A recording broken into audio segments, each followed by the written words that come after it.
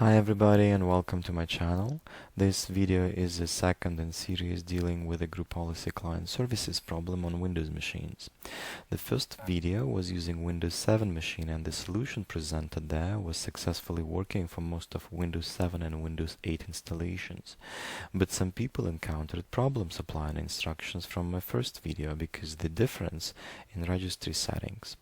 So I created this video which uses Windows 8.1 64-bit operating system, and here I will show you the signs of the problem and the steps you need to take to resolve it. Please note that the problem demonstrated here was created artificially.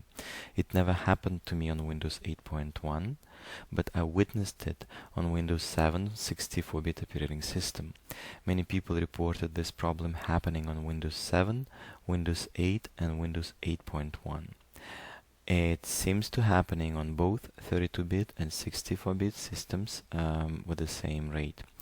My research shows that the problem goes back to Windows Vista. In most cases, the problem appears after failed or crashed Windows updates process.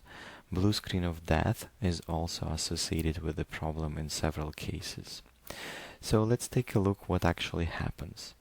Symptom number 1. Non-administrative user cannot log in into the system. Here I'm trying to log in as a non-administrative user and the system is not letting me in with this message. Windows could not connect to the group policy service. Please consult your system administrator. The only options you have is to press OK button. Symptom number 2. Administrators presented with an error message complaining about failure to connect to a Windows service. Here I'm logging in as an administrator and you have to go to the desktop view to see the error. It may take a little bit of time, but here we go. That's an error. As you see, it says Windows couldn't connect to the group policy client service, and this problem prevents standard users from signing in. And symptom number 3, group policy client service is not running.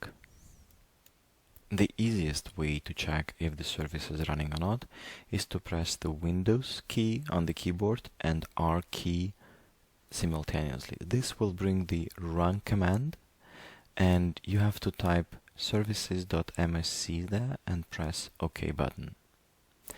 This will bring the services window which will list all the services which are running on your computer. Scroll down to find the group policy client service and look in the status column. As you see here, the status is blank. That means that the service is not running. Now let's fix the issue, and to do that you will need to run the program called Registry Editor, which will help you to alter some internal parameters of Windows. To run Registry Editor you will need to press Windows key and R key at the same time on your keyboard, which will bring run window again. This time, instead of services.msc, we will need to type in regedit and press OK key.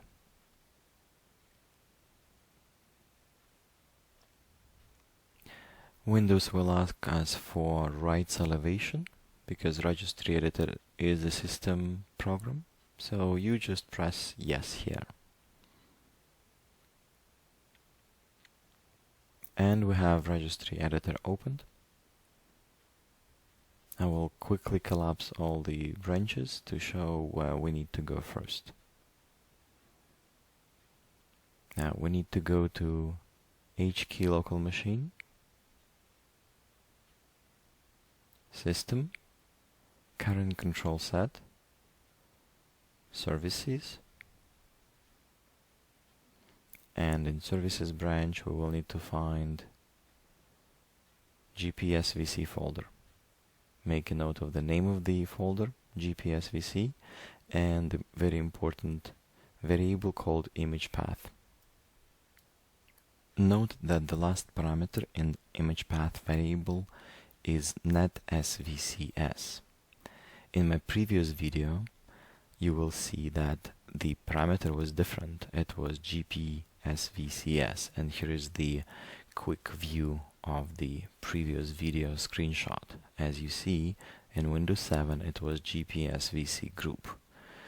So many people were asking, what should I do if it's not GPSVC group but NetSVCS? So here we go, back to Windows 8.1, and we have NetSVCS as a parameter. Alright, we have finished with GPSVC folder.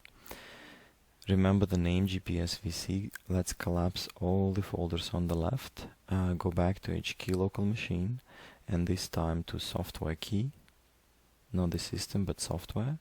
Find Microsoft folder, scroll down almost to the end to find Windows NT folder and current version in Windows NT, and again almost to the end to letter S to SVC host folder. The SVC host folder contains subfolders as well, and as you see, the subfolders has corresponding values on the right hand side in the SVC host. You see the values here on the right side has corresponding folders on the left. Not all of them, but most of them. Specifically, we're looking at NetSVCS, and this is the value, multi-string value NetSVCS, which was the end of our image path variable, and this is the folder of NetSVCS with some specific values which are supposed to run the service. So let's go back to the SVC host and take a look what's the content of NetSVCS variable. For that, we double click on that variable, and it will open this window with a list of all the services which are started by NetSVCS. As you see, there is no GPSVC value. Remember that folder we were looking in the first place? That is missing right here. That means that GPSVC or group policy client service is not going to run. All we need to do is just add a value here. So we just put GPSVC, and I do it after LAN man server. I don't believe it's important where exactly GPSVC is on the list, but to be on the safe side, you can do it after LAN man server as well.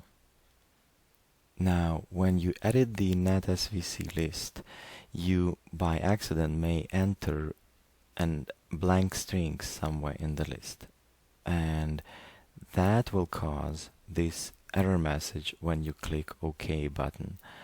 This is just a warning message saying that your empty strings will be removed, and as you see right here, if I click OK and then come back to the values, the empty strings which I entered are gone. So it's just a warning message. If you get that, don't worry about it.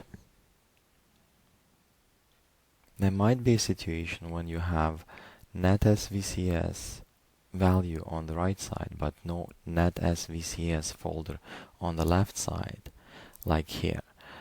In this case, you will need to create everything from scratch. To do that, right click on SVC host folder, select new, and click on key. A new folder will be created and we will call it NetSVCS. Now let's go back to SVC host folder, hit F5 key to refresh and bring NetSVCS in order. So that's our new folder, NetSVCS, and we will need to create values here. And to do that, we position our mouse in the blank space, right click, select new, and dword 32-bit value. And here is a little side note. Many people were asking if they need to use 64-bit value if they're running 64-bit operating system? The answer to this question is no. You still need to use the word value, which is 32-bit value, because architecture of operating system in this particular case is not applicable. It's not the architecture we are making. We're making the value, the variable, and the variable size is 32-bit. Now we create the new value and we name it initialize security param. And we make the value of 1 for this variable. So now we repeat the same thing, create the word value, but now we name it coinitialize security allow low box. And again we assign the value of 1 for this value. And the last and the third variable is going to be the word as well, and the name will be authentication capabilities. Here we go. And we need to assign the special value for that. It's not just 1, but in hexadecimal it should be 3020. Make sure that it's in hexadecimal. Well, now we can close the Registry Editor.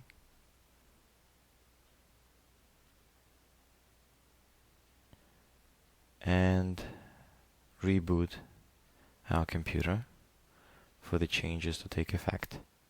So let's wait a little bit. Here we go, the computer is back up. I'm gonna log in as administrator again.